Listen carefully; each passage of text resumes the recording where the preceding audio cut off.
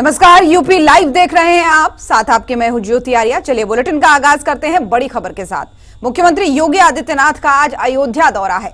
रामलला हनुमानगढ़ी में दर्शन पूजन वो करने वाले हैं और हनुमान कथा मंडपम का लोकार्पण भी आज मुख्यमंत्री करने वाले हैं। वहीं अतिथि गृह का भी लोकार्पण करेंगे सीएम योगी। तो ये बड़ी जानकारी आपको दे रहे हैं उत्तर प्रदेश के मुख्यमंत्री योगी आदित्यनाथ के आज के कार्यक्रम से जुड़ी हुई।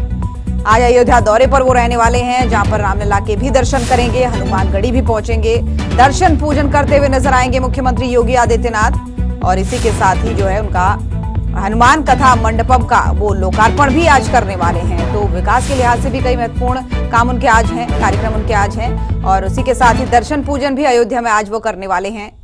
तो कई मायनों में उनका खास ये दौरा आज का रहेगा अयोध्या का, जिसमें वो दर्शन पूजन करते हुए नजर आएंगे। पहले रामलला के दर्शन करेंगे और उसके बाद हनुमानगढ़ी भी पहुंचेंगे, वहां भी हनुमान जी के दर्शन करेंगे और उसके बाद और भी तमाम विकास की सौगातें अयोध्या को देने वाले हैं।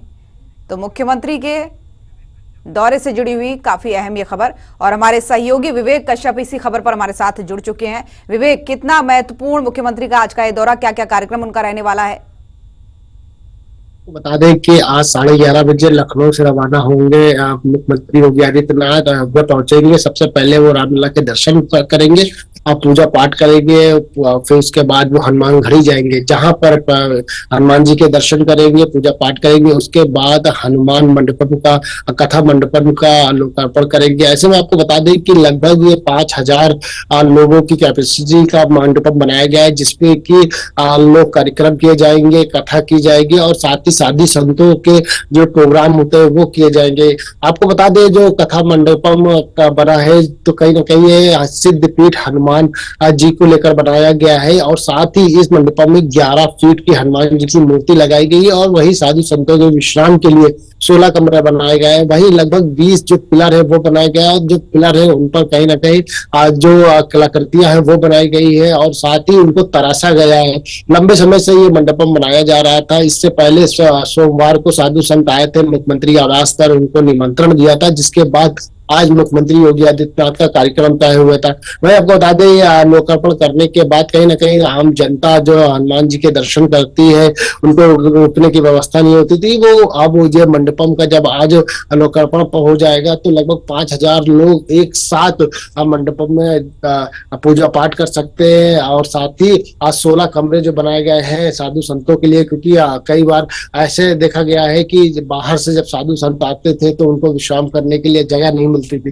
तो अब जब यहाँ पर विश्राम करने के लिए कमरे बनाए गए हैं तो साधु संतों को भी आराम होगा। तो कहीं ना कहीं आज मुख्यमंत्री योगी आदित्यनाथ 2 घंटे अयोध्या में रहेंगे और जो तमाम साधु संत हैं उनसे मुलाकात करेंगे और साथ ही हनुमान कथा मंडपम का लोकार्पण करेंगे, जिसके बाद 1:30 से 2 बजे के बीच में वो वापस लखनऊ आ जाएंगे। जी, यानी बहुत महत्वपूर्ण कार्यक्रम उनका रहने वाला है विवेक। जैसे कि खुद मुख्यमंत्री योगी हैं, संत भी हैं, तो ऐसे में उनके द्वारा ये लोकार्पण होना जाहिर सी बात है। लेकिन क्या कोई और भी बड़े साधु संत वहां पहुंचेंगे इस कार्यक्रम में, ये भी बताइएगा। और ये भी बताइएगा कि जो लोग दूर से आते हैं, जो लोग हनुमानगढ़ी के दर्शन करते हैं, अयोध्या के दर्शन करते हैं, क्या उनके रुकने की व्यवस्था इस मंडपम में किस तरीके से की जाएगी? हाँ जी, बिल्कुल। कहीं ना कहीं जिस तरह से ये मंडपम तैयार किया गया है, काफी बड़ा हॉल है, जो कि लगभग एक साथ जब 5000 लोग आएंगे तो कहीं ना कहीं जब हनुमान जी के दर्शन करते हैं, क्योंकि अयोध्या का जो परिसर है वो काफी बड़ा है, तो ऐसे में जब पहले लोग रामलला के दर्शन करते हैं, उसके बाद जब हनुमानगढ़ी पहुंचते हैं, हनुमान जी के दर्शन करते हैं। और साथ ही इस मंडपम की सबकी विशेष खासियत ये है कि यहाँ पर भी 11 फीट की जो हनुमान जी की प्रतिमा है वो बनाई गई है और साथ ही सिद्ध पीठ के रूप में ये प्रतिमा बनाई गई है। तो कहीं ना कहीं जो लोग हनुमानगढ़ी में दर्शन नहीं कर पाते थे, जो बुजुर्ग या भीड़ होने की वजह से दर्शन नहीं कर पाते थे, तो वो कहीं ना कहीं इस मंडपम में भी हनुमान जी के दर्शन कर सकेंगे और साथ ही थोड़ा सा विश्राम कर सकते हैं। लेकिन क्योंकि अयोध्या में लगातार भीड़ बनी रहती है तो श्रद्धालुओं के लिए आराम करने की व्यवस्था नहीं है। लेकिन एक चीज ये है कि जो साधु संत आते हैं बाहर से, उनके लिए विश्राम करने, क्योंकि ऐसे में तमाम जो अखाड़े हैं वहां के अखाड़े के लोग पहुंचते हैं, बड़े बड़े साधु संत पहुंचते हैं, वो जरूर थकान होती है, उनको थोड़ी देर के लिए आराम करने के लिए उनके विश्राम गृह जरूर बनने के। ठीक है, आप नजर बनाए रखिएगा पूरे कार्यक्रम पर मुख्यमंत्री के। फिलहाल आपका बहुत धन्यवाद। तो चलिए खबरों में बढ़ेंगे आगे और रुक करेंगे अगली खबर का। अंतर्राष्ट्रीय जैव विविधता दिवस के अवसर पर लखनऊ के इंदिरा गांधी प्रतिष्ठान में एक राष्ट्रीय संगोष्ठी का आयोजन किया गया। इस दौरान मुख्यमंत्री योगी आदित्यनाथ ने जैव विविधता के महत्व पर प्रकाश डाला, जबकि वन मंत्री अरुण सक्सेना ने कुकरैल में जल्द शुरू होने वाली नाइट सफारी की घोषणा की। इस रिपोर्ट में देखिए।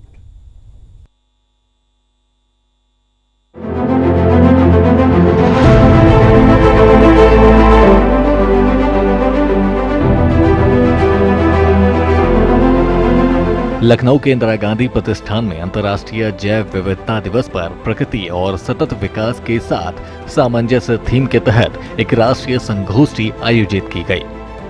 कार्यक्रम में मुख्यमंत्री योगी आदित्यनाथ ने कहा कि प्रकृति के करीब रहने वाला व्यक्ति हमेशा स्वस्थ रहता है। को अगर अपने अस्तित्व को बचाना है तो उसको सभी जीवों के अस्तित्व के बारे में, जंतुओं के अस्तित्व के बारे में, जल स्रोतों के बारे में, उनके संरक्षण की दिशा में तो कार्य करना ही पड़ेगा। साथ साथ जो पर्यावरण का एक समन्वित रूप है, इन सब के बारे में भी गहन मंथन करते हुए उसको क्रियान्वित करने की दिशा में आगे बढ़ना पड़ेगा। एक साथ सामूहिक प्रयास का हिस्सा बनना चाहिए। इसमें सरकार भी बल लगे, पर्यावरणविद भी इसके साथ जुड़े, समाज के प्रबुद्ध जन भी इसके साथ जुड़े, आम जनमानस को भी अगर हम इसके साथ जोड़ करके इस अभियान का हिस्सा बना सकते हैं तो इसके सार्थक परिणाम हम सबके सामने आएंगे। और मुझे प्रसन्नता है कि उत्तर प्रदेश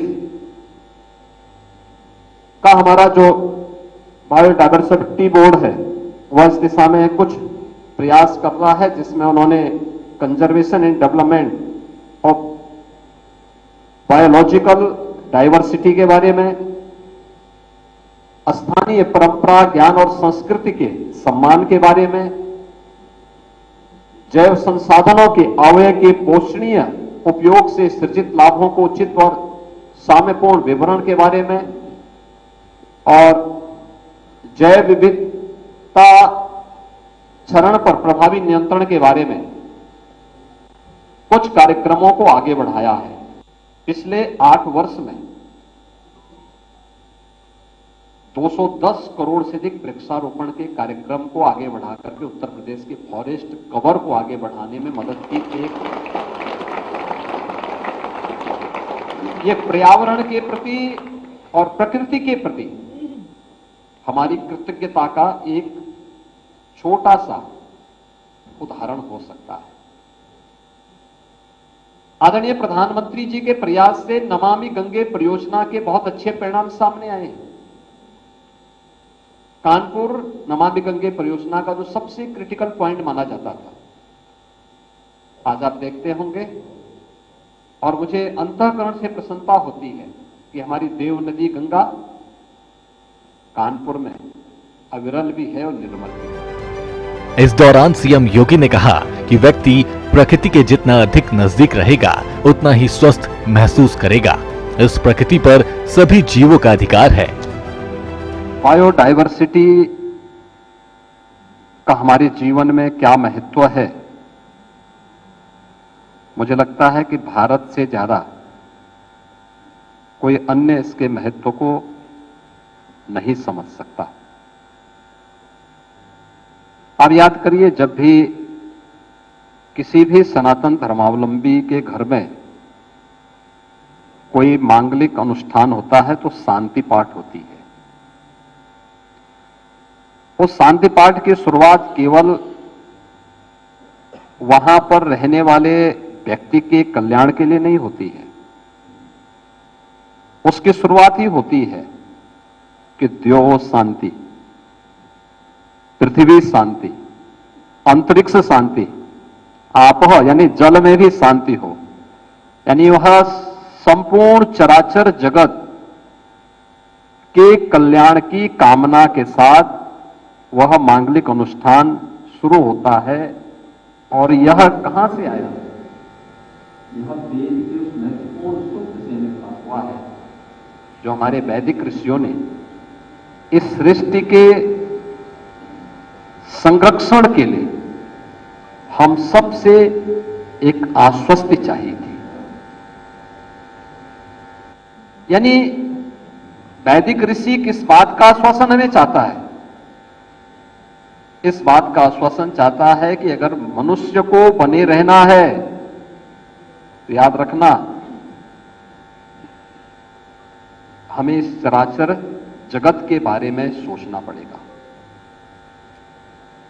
केवल मनुष्य के बारे में नहीं, केवल जीवों के बारे में नहीं, केवल जंतुओं के बारे में नहीं, हमें उसकी उस पूरी विविधता के बारे में जिस पर जीवन चक्र आधारित है, इन सब के बारे में सोचना पड़ेगा। और इसीलिए तो अथर्ववेद ने कहा है कि धरती हमारी माता है, हम सब इसके पुत्र हैं। तो एक पुत्र के नाते हम अपनी जिम्मेदारियों का निर्वहन कितना कर पा रहे हैं, यह आज एक प्रश्न हम सबके सामने है। लखनऊ में अंतर्राष्ट्रीय जैव विविधता दिवस की यह संगोष्ठी जैव विविधता संरक्षण और सतत विकास की दिशा में एक महत्वपूर्ण कदम है। कुकरैल नाइट सफारी की घोषणा से उत्तर प्रदेश में इको टूरिज्म को नया आयाम मिलेगा। ब्यूरो रिपोर्ट, सूर्या समाचार।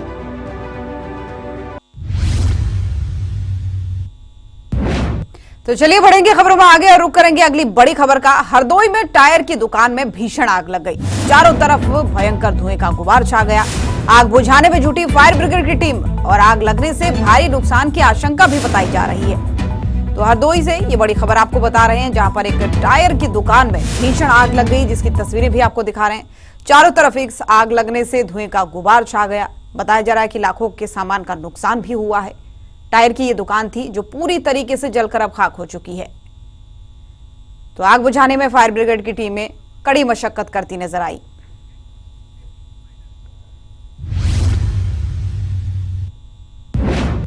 और पूरे उत्तर प्रदेश में भीषण गर्मी का प्रकोप जारी है, लेकिन मुरादाबाद में कल रात आई तेज आंधी और बारिश ने आम की फसल को भारी नुकसान पहुंचाया है। ये रिपोर्ट देखिए।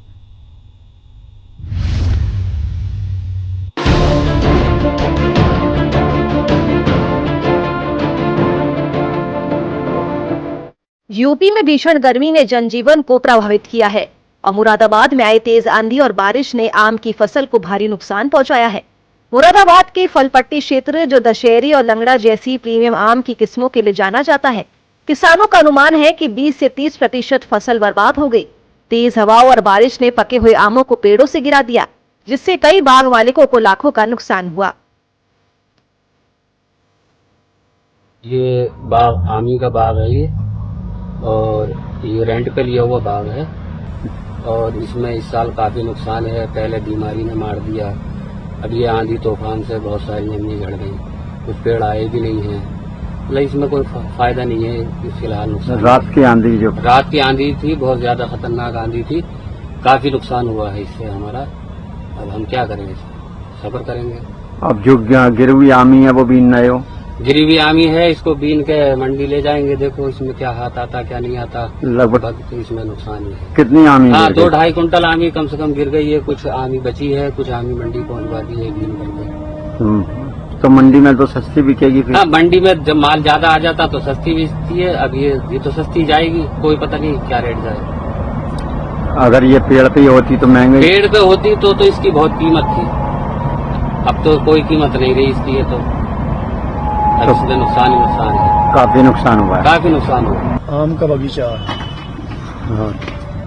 कितने बीघे में ये बाग? ये 30 बीघे में। तो कितना नुकसान है रात? इसमें कम से कम मेरा 10 से लेकर 12 क्विंटल तक का नुकसान है। आम गिर गया है? आम गिर गया। मेरा छोटा आम है, इसका अगाड़ी जाकर 30, 35, 40 क्विंटल बन जाता। तो रेंट पे लिया बाग? मैंने ये ठेके पर लिया था और 6,70,000 का बाग लिया है मेरा, और मालिक का मुझे पैसा देना है। तो और रात की आंधी आई? रात की आंधी आई है, बहुत नुकसान है मुझे, और माल बहुत मेरा गिर गया है, बहुत नुकसान में हूँ, और रातों को नींद नहीं आई है। 4 तारीख में आंधी आई थी, उसमें बहुत मेरा नुकसान हुआ था। अब फिर मेरा नुकसान ही बहुत है, अब ना के बराबर इसमें आम रह गया है और आम सब झड़ चुका है। मुरादाबाद और आसपास के क्षेत्रों में आंधी से फूल और फलों को नुकसान पहुंचा है, जिसका असर उत्पादन पर पड़ेगा। आम की कीमतें 80 से 100 रुपए प्रति किलो तक जा सकती है, जबकि गर्मी का प्रकोप पूरे यूपी में चुनौती बना हुआ है। सूर्य समाचार के लिए ब्यूरो रिपोर्ट।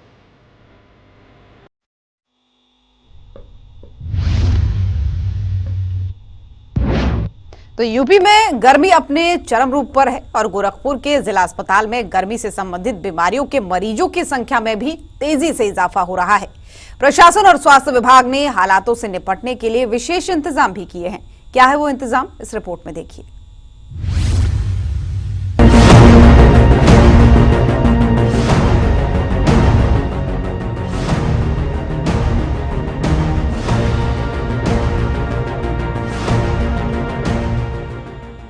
यूपी में मई महीने की भीषण गर्मी ने लोगों का जीना दुश्वार कर दिया है। गोरखपुर में तापमान 44 डिग्री सेल्सियस को पार कर गया, जिसके चलते जिला अस्पताल में हीट स्ट्रोक, डिहाइड्रेशन और उल्टी दस्त के मरीजों की संख्या बढ़ रही है। गोरखपुर के जिला अस्पताल के चिकित्सक ने बताया कि पिछले एक हफ्ते में हर दिन 50 से 60 मरीज गर्मी से संबंधित बीमारियों के साथ भर्ती हो रहे हैं, जिनमें अधिकांश बुजुर्ग और बच्चे शामिल हैं।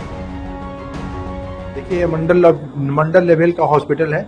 यहाँ पे सुदूर देहात और शहर से मरीज जो रूटीन में आते हैं वो लगातार आते रहते हैं, जिसमें मरीजों के रूटीन आने की जो मरीजों की संख्या है वो कभी 2000, कभी 2200 इस तरह के केसेज आते हैं। लेकिन जब मौसम में परिवर्तन होता है, कभी बहुत बारिश हो जाती है, तो जो आम जनता कहीं न कहीं लापरवाही करती है अपने खान पान में, रहन सहन में, तो उससे प्रभावित होती है। तो उस तरह के मरीज भी आते हैं, तो उसमें संख्या में बढ़ोतरी हो जाती है। कभी 2500 के आसपास मरीजों की संख्या हो जाती है। टोटल ओपीडी की मैं बात कर रहा हूँ, मेडिसिन, सर्जरी, हड्डी विभाग का, INT सब टोटल मिला करके। हमारे मेडिसिन डिपार्टमेंट में एवरीडे जो मरीजों की संख्या करीब 400-500 के इस तरह का मरीज की संख्या है। कभी मरीज कम भी हो जाते हैं और मौसम अगर बिल्कुल अनुकूल है तो मरीजों की संख्या थोड़ा कम थी। लेकिन जो रूटीन में केसेज आते हैं, जो ब्लड शुगर के हैं, ब्लड प्रेशर के हैं, साथ में दमा के मरीज हैं, जो रूटीन आते हैं वो रूटीन में आते रहते हैं। मौसम परिवर्तन में 3-4 बीमारियां होती हैं, जैसे कि बारिश में भीगे, खांसी, जुकाम, बुखार लेकर के आते हैं। कोई बाहर की चीजें खा लिया, उल्टी दस्त हुआ, उसके मरीज आते हैं। गैस्ट्रोएंटराइटिस, रेस्पिरेटरी ट्रैक्ट इन्फेक्शन के मरीज आते हैं। और जो खास करके दमा के मरीज भी संख्या बढ़ जाती है उस तरह कंडीशंस में। प्लस फंगल इन्फेक्शन के केसेज जो आते हैं, स्किन के भी परेशान आते हैं, उनके शरीर में चमड़ी पर भी इन्फेक्शन होते हैं, फंगल इन्फेक्शन होता है, तो उसके चलते भी केसेज बढ़ जाते हैं। आपके स्वास्थ्य विभाग ने लोगों से दोपहर 12 बजे से लेकर शाम 4 बजे तक बाहर ना निकलने, हल्के कपड़े पहनने और नियमित रूप से पानी और ORS पीने की सलाह दी है। अस्पताल के बाहर जागरूकता के लिए पोस्टर और बैनर लगाए गए हैं, ताकि लोग गर्मी से बचाव के उपायों को समझ सके। ये काफी बदलते मौसम के ही प्रभाव से शरीर में अनेक प्रकार के जैसे सर्दी, जुकाम, बुखार का प्रभाव लोगों के अंदर देखने को मिल रहा है। और मैं भी इस मौसम के ही चलते थोड़ा सा मुझे फीवर की शिकायत हुई है और इसी के चलते मैं यहाँ पर अपना इलाज कराने के लिए सदर अस्पताल में शास्त्री चौक के पास में जो सन्निकट है वहीं पे मैं आया हूँ दिखाने। डॉक्टर साहब देखे हैं तो यही बोले हैं कि ये मौसम का प्रभाव है और बाकी कोई अन्य घबराने की बात नहीं है। और जो बदल रहा है मौसम, कभी धूप, कभी इस प्रकार से वर्षा, और तो ये केवल मौसम का ही प्रभाव है, बाकी कोई घबराने वाली बात नहीं है। जिला अस्पताल में बहुत भीड़ है, बहुसंख्यक लोग आ रहे हैं और अपना इलाज करवा रहे हैं और बढ़िया इलाज हो रहा है। कुछ गले में खराश और सर्दी जुकाम टाइप का लग रहा था, तो डॉक्टर साहब से मिला मैं, तो डॉक्टर साहब बता रहे हैं कि मौसम जो कभी ठंडा हो जा रहा है, कभी धूप निकल जा रही है, इससे आदमी उसकी बॉडी, उसको इम्यूनिटी कम हो जा रही है, चाहे सहन नहीं कर पा रहा है। इससे सर्दी जुकाम की समस्या मौसम के नाते है, उस पर आप ध्यान दीजिए। हाँ, मरीज बहुत ज्यादा हैं, लाइन लगी हुई है सर्दी जुकाम वालों की, और इसमें खूब भीड़ भी है। गोरखपुर में गर्मी से निपटने के लिए जिला अस्पताल और प्रशासन पूरी तरह से मुस्तैद है। सीएम योगी के निर्देशों के साथ यूपी सरकार हर चुनौती से निपटने के लिए तैयार है। सूर्य समाचार के लिए ब्यूरो रिपोर्ट।